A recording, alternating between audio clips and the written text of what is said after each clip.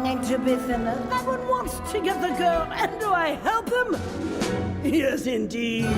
King Triton and Ursula are brother and sister in this movie, so well, I guess both of you, what was your reaction when you found that out, and like, what do you think it adds to the story?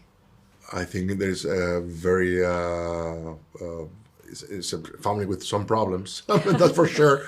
But I think it makes sense, and he helped us to create this bond about love and hate and contradiction, because it's your own fishy blood, but at the same time it's someone that you have to oppose because it's bringing you to the side that you don't want to be part of. Yeah, I thought it was an incredible ad, because it's a little thing on paper, but what it does kind of emotionally into our backstories makes it so much more complicated. And I thought, at least for Ursula, instead of just being, good versus evil, now you have, your family has shunned you. The people that should love you most have pushed you away and isolated you. And I thought, my God, that gave me so much to think about in terms of how she felt and like her pain about that. So I thought it was a brilliant ad. Yeah, definitely. Melissa, Ursula's such an iconic Disney villain. Poor Unfortunate Souls is such an iconic Disney villain song. Like, what was that like? Were there any apprehensions going into it, or were you just like ready to jump straight in? No, terrifying. I mean, it really is something kind of that beloved, and like something I love so much. And Pat Carroll, her performance was perfection in the first one. So yeah, it comes with all of those things. I mean, but at a certain point I was like, I also love this character, which is how I pick everything. If I really, really, truly love the character and love the story.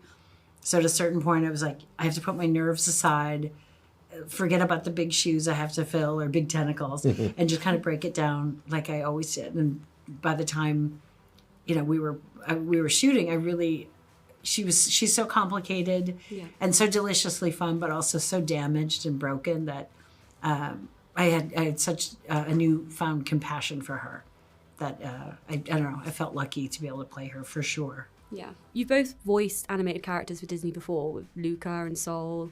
It's quite rare when voice casts get to record together, but you guys did on this. So what was that experience like? Did it make things easier for you? Yeah, it definitely did. I mean, obviously, like, one of the big things for me was I was very nervous going into it.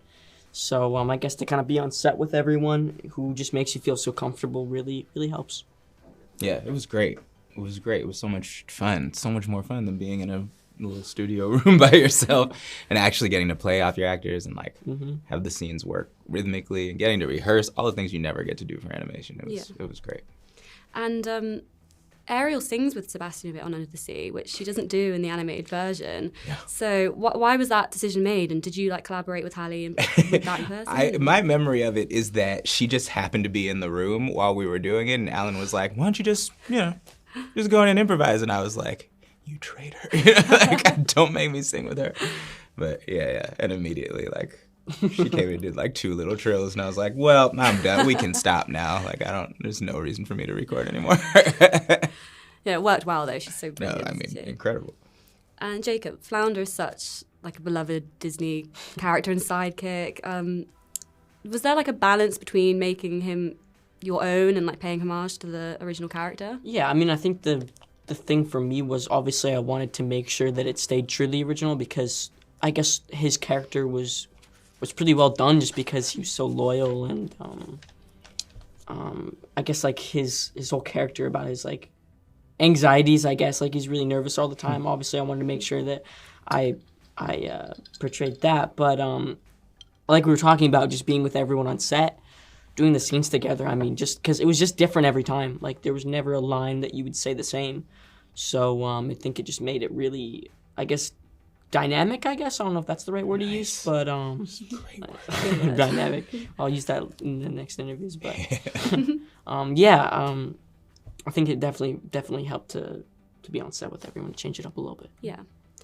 And David, do you think you have a new song in this, The Scuttlebutt with Aquafina, which is really good. Do you think you felt more pressure singing classic songs like Under the Sea and Kiss the Girl, or bringing a new song to the story? Yeah, I guess the pressure was definitely on the classic songs, sort of. There was only pressure until like the second we actually started working on it, and then everyone was so great and it was so much fun that all the pressure was gone. But in the like months leading up to us starting working, when I was just sitting around my house being terrified, that's what I felt pressure about.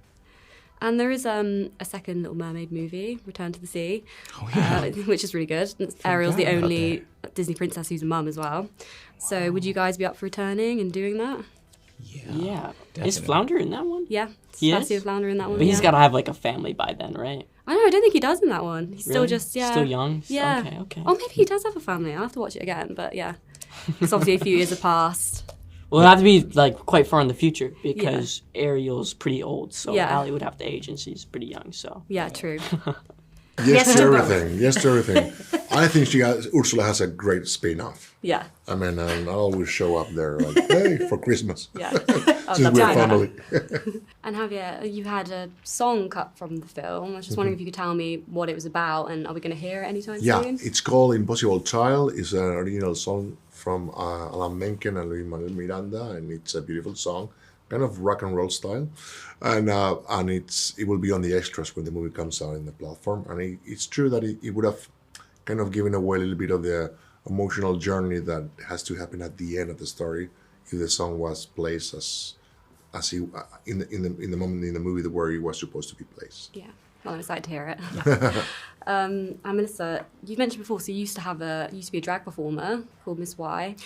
And Yeah. I was wondering, and obviously Ursula's inspired by Divine, who's like an iconic drag performer. Did you like channel any of Miss Y when it came to Ursula? I mean, I think I probably do in a lot of things. I mean, I always think about drag. I mean, it's been around. It's an incredible art form that's been around forever. Yeah. And I always think it's about the facade. It's about what you put up as a person or as a performer.